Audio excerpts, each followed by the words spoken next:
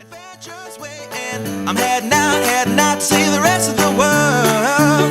Yeah, yeah. So kick it up, stir it up, alive will make you feel. Rest or set with no regret, make sure to keep it real. The possibilities right in front of me. Oh, all the things that I could be got me feeling free. Yeah, so turn it up and shout it out, cause you got something to shout about. And let the world just spin around as you go on and make my ground. And throw your hands up and put them up high. My name is Nina Bow, and I am with the Episcopal Young Adult Service Corps serving in Brazil. I'm originally from St. John the Baptist Episcopal Church in West Seattle.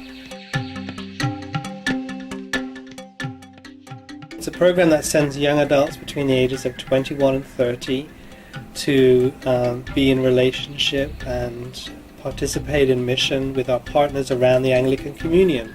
Our hope is that this program will strengthen the leadership of the Episcopal Church with having new young leaders who are globally minded and globally informed. For me, growing up in public school in West Seattle has always been a global thing. You know, my neighborhood, my friends from elementary school all the way through college at the University of Washington. So many people from different cultures, different countries, different places, different religions and ethnic groups. Honestly, it was a stranger idea to think of never going anywhere else. For me, there was always something pulling me to do something on a bigger scale. It's a fantastic program. I actually heard about it because my sister had spent 2 years in Tanzania, so I had a very close connection.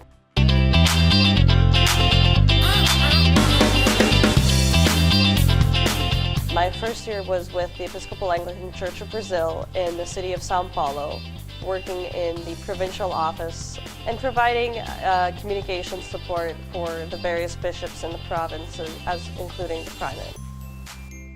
To go to a place like São Paulo, which is 20 million people, even bigger than New York City, to go to the north, the south, the central part of the country, and each state, each region has such a different feel to it. One of my favorite events was in October. I visited the Diocese of the Southwest. The 3 dioceses in Brazil plus the church in Uruguay have a binational women's encounter every year. And this year, the church in Brazil had released a publication on preventing and confronting domestic violence against women. I sat at a table with 3 women from Uruguay. Here I am in a tiny little border town in Brazil, and I meet someone who has a sister in Olympia and another woman who spent time living in Vancouver, British Columbia. So it's just kind of, no matter where you go, even if you think you're in the most remote part of the country, you're still finding things that just bring it all back home. The last trip that I made within Brazil was to the Diocese of Brasília. I visited a school just outside of the capital, so we got to visit both the morning and afternoon sessions. But in between, I got the chance to walk around with people in the community, get to see the community. So you've got your dirt roads, you've got your houses that are either just brick and still being put together, very simple kind of places. Just walking down the street, and next thing you know, all these kids just kind of showing up and following you around.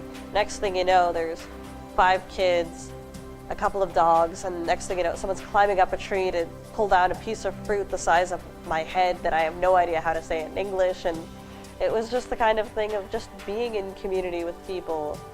I remember that trip in particular, all the pictures of ridiculously cute little kids holding a little puppy, just being there, and I'm just thinking to myself, it's not always something that you do, but it's rather this ministry of presence. God is not there, so we don't have to be. We have to be there because God is there. Service often changes the person doing it just as much as it may change the person with whom you are walking down that path.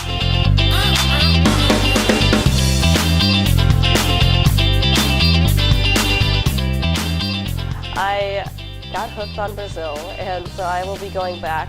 I will be spending half of my time in the Diocese of Rio de Janeiro, and then half of my time in the Diocese of the Southwest. Brazil has been a wonderful experience. I have a blog that I will be sharing my stories and experiences on.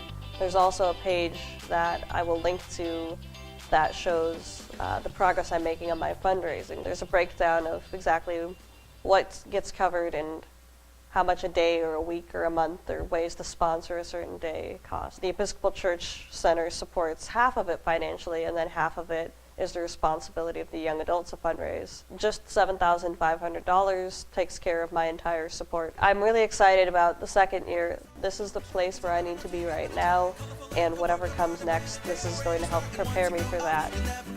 Estou animada em compartilhar mais com vocês. Que Deus nos abençoe e até mais. I always see you with a smile. You tell me that life is grand, life is great, life is good, life is beautiful. You gotta give it all you got, everything you got to give. Time to shine, time to live. Life is grand, life is great, life is good, life is beautiful. Now you're living out your dream with your hopes up high.